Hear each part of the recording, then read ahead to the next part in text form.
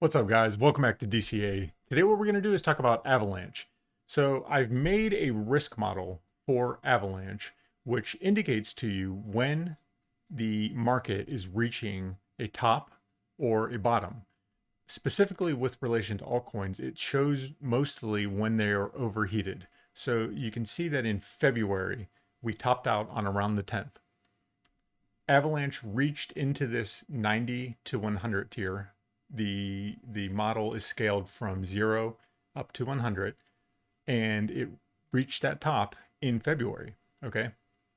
From there, if you follow this channel at all, you would know you would be dollar cost average selling as you're moving up. So you'd sell a small portion in the 60 to 70 range, then the 70 to 80, 80 to 90, and finally you would get out of the position if it reached into the 90 to 100.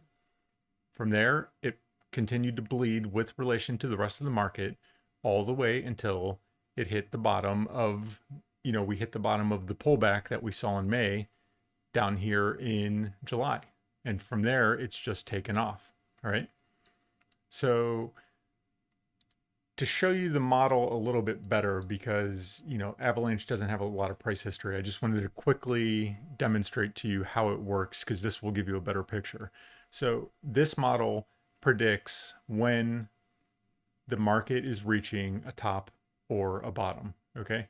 So it's done so in 2013, 2017, and recently in 2021. So you would be dollar cost averaging into the market as the Bitcoin risk model is heading down, and you would be dollar cost averaging out of the market as the DCA index is going up and up, higher and higher, because it typically indicates a pullback is coming when you get into the 90 to 100, even the 70 to 80, 80 to 90 ranges. Okay. Which is why you'll be selling portions at each new level rather than just waiting until you get into the 90 to 100 zone, because you're never guaranteed you will actually get there. All right. So I want to quickly show you just how I typically approach the altcoin market. So first of all, I have a model also for Avalanche to Ethereum. So that's what we're looking at here. And it shows that Avalanche was extremely overheated with respect to Ethereum in February. And sure enough, Avalanche bled the entire way from February until basically until August with respect to Ethereum. All right. So you would have been better off selling your Avalanche around here and moving into other altcoins, including Ethereum, basically until August. All right. From there, we've now taken off, and Avalanche is on a parabolic uptrend and has been doing this basically since the middle of August. All right. So the first thing you'll notice, our all-time high with respect to Ethereum is right at around 0.042. Okay. So we're currently sitting around 55% off of that mark. Right now we're trading at around 0.03. Okay. We broke this resistance level, which was made at the prior all-time high close, sitting at 0.028. Now, a lot of times when these altcoins break a resistance level, they will go above and then pull back and then continue back above again.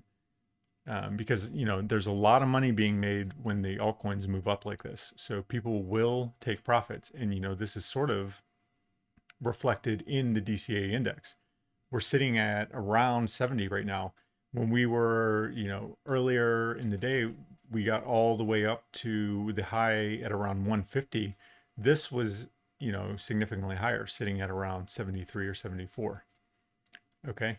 So it would have been a decent time to set a stop loss at the bottom of the 70 level, which you could have locked in some of your profits before it moved back down into the 60 range. Now, with that said, this could very easily continue going on much higher, which, think back to Solana, just several months earlier, right? Solana, while the rest of the market was sort of sitting stagnant, Solana went from $24 up to $200. And there again, Solana hit into this 90 to 100 zone on the DCA index.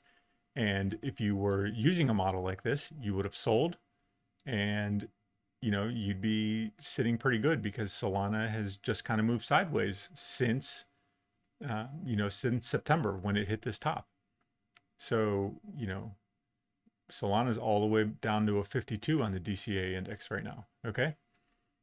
So, just getting back to Avalanche to Ethereum, this is kind of what I'm watching for, is for Avalanche to break above this 0.045 level. And I kind of expect there will likely be some resistance around this zone, probably all through this range, to be honest. Whenever they go on a run like this, they can continue going, but they can definitely pull back hard at any time. All right.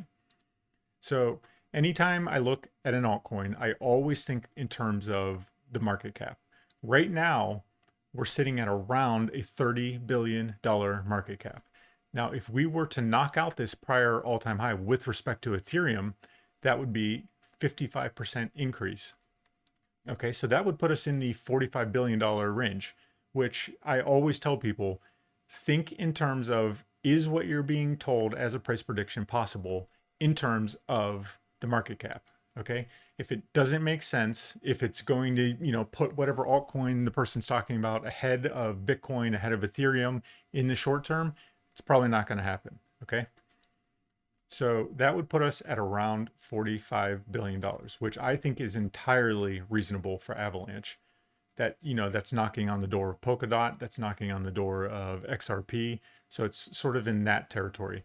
It's not quite Solana or Cardano, but I could completely see Avalanche as one of those projects that I see as being a top 10 project. Okay, so Cardano, Solana, Ethereum, Bitcoin, Polkadot, Avalanche, the likes of those, I can completely see in the top 10. And so that's at the moment giving you that, basically $20 billion up. Okay. So $45 billion is completely reasonable. All right. So let's take a look at Avalanche with respect to the altcoin market. And this is an interesting chart because it's Avalanche. What percent of the total altcoin market is comprised of Avalanche, not including Ethereum and Bitcoin? So the entire market, not including Bitcoin and Ethereum. And currently, Avalanche comprises 3% of the total altcoin market, not including Bitcoin and Ethereum. Previously, basically until October, was only at around 1%. And, prior to that was a negligible quantity. It was just a fraction of a fraction. Okay.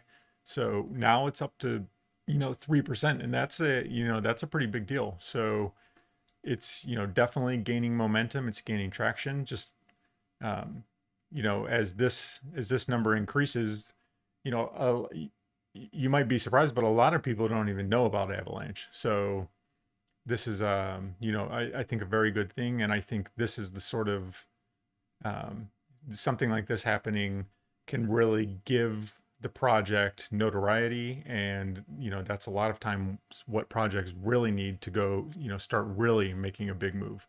Not that it already hasn't, but I think this could propel it even further. Okay. And we've been, like most things with Avalanche, it's been on just this general uptrend, for quite a while, but it's really picked up basically since August. Okay. The last thing we're going to look at quickly is just the Avalanche to Bitcoin valuation. So you can see that Avalanche to Bitcoin, we broke this level of resistance, basically sitting right at around 0.0012. Okay. We broke that in September, got above for a short amount of time. Then, like I said before, a lot of times with these altcoins, you'll see they break above a resistance level, but then quickly pull back thereafter and then go back above it again. Okay, so we're basically on this just, this longer general uptrend. And you can see it's actually very, very methodical the way it's moving up this uptrend. All right. So, again, if this continues, which I think it very likely will, with the caveat that there are likely going to be pullbacks. Okay. You can see that on the DCA index, it is reaching into the highest risk tier with respect to Bitcoin. And typically when it does that, so we reached 90 to 100 here, we pulled back for quite a while. We reached into this higher zone here. We had a pullback. Last time we reached into this higher zone, we had a pullback. So anytime that you reach into these higher levels, there's typically a pullback. All right. So I think that's going to be it for this one, guys. I just wanted to show you that, these indicators are out there. If you are interested in these, you can sign up for them on my Telegram channel. Okay. So go to the Telegram channel. You can sign up for the indicators there, and I will send them to you on TradingView, and they're 100% free. So yeah, thank you guys for watching. If you guys like this type of content, hit like and subscribe. And until next time, as usual, see you.